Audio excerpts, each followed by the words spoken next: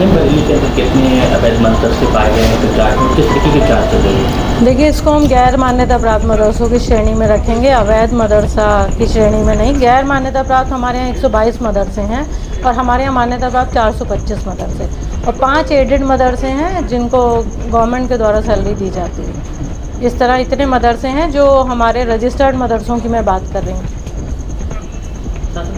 कार्रवाई को लेकर निर्देश दिया है।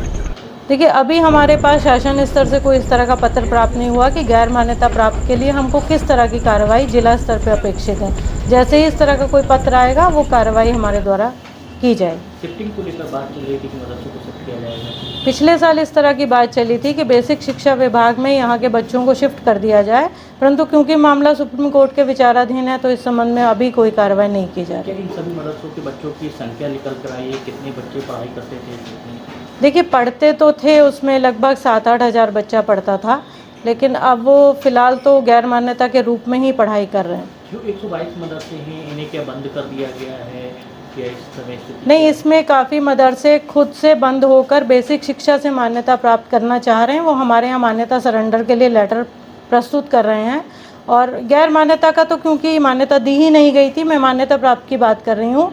वो भी फ़िलहाल चाहते हैं कि कुछ हम बंद करके बेसिक शिक्षा से मान्यता ले लें और गैर मान्यता प्राप्त मदरसों की मान्यता क्योंकि 2017 के बाद से हमारे ज़िले स्तर पे बंद है, इसलिए कोई मान्यता जिले स्तर से नहीं दी जा सकती है। मान्यता को लेकर कितने आवेदन अभी तक आए हैं?